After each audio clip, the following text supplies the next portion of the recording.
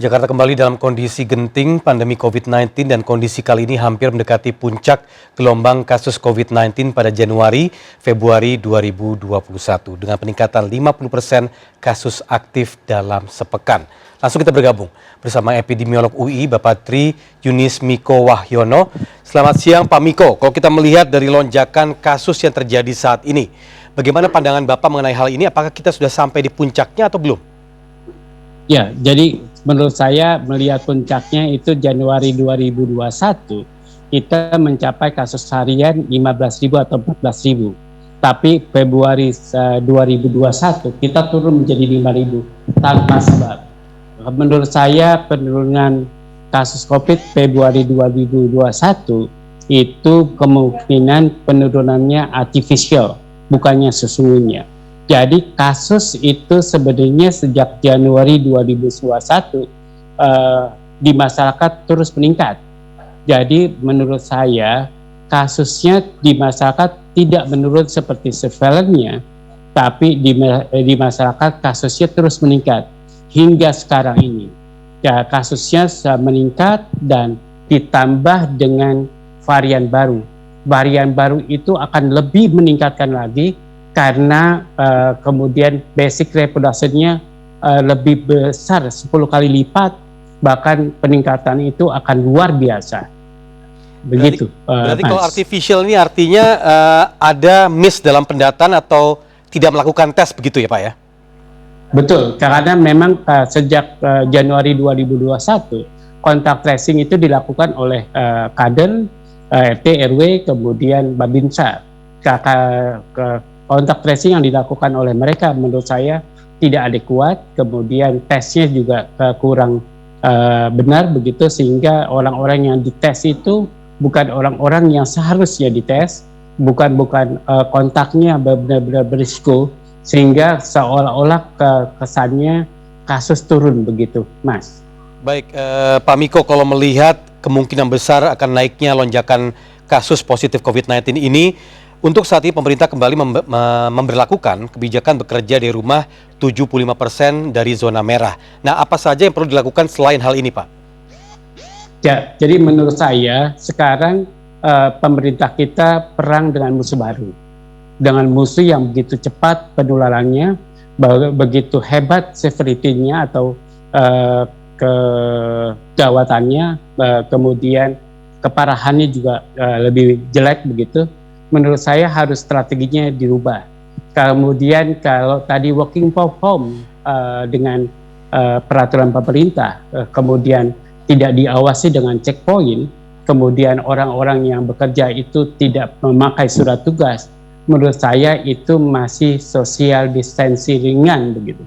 Mau 75%, mau 80%, kalau mereka yang bekerja tidak pakai surat tugas, itu masih social distancing ringan. Menurut saya pemerintah harus berbeda strateginya. Semua yang bekerja harus pakai surat tugas. Mau itu bekerja di toko, mau itu bekerja di perkantoran. Menurut saya mau sektor informal, mau situ sektor formal, semua pakai surat tugas. Kalau sektor informal itu ada surat keterangan dari yang punya toko begitu bahwa dia harus bekerja. Begitu, Mas. Baik, dan selain tadi terkait aktivitas bekerja atau perkantoran, ini kita juga bicara mengenai fasilitas umum atau publik. Nah, apakah Bapak menilai ada kelonggaran dalam hal protokol di sini? Ya, jadi menurut saya ini amat tergantung persepsi kita terhadap musuh.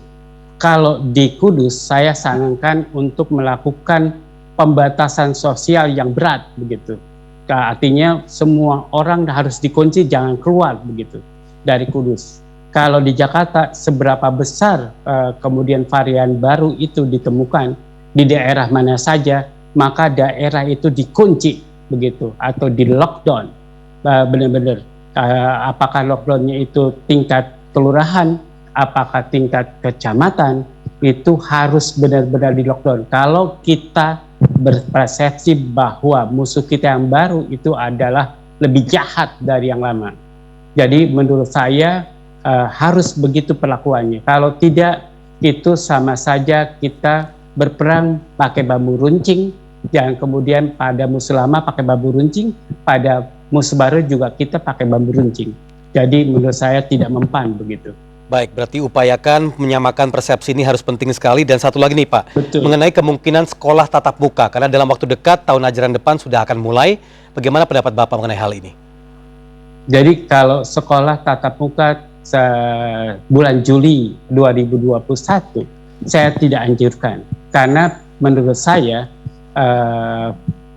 perkembangan kasus COVID di Indonesia itu sebenarnya tidak membaik.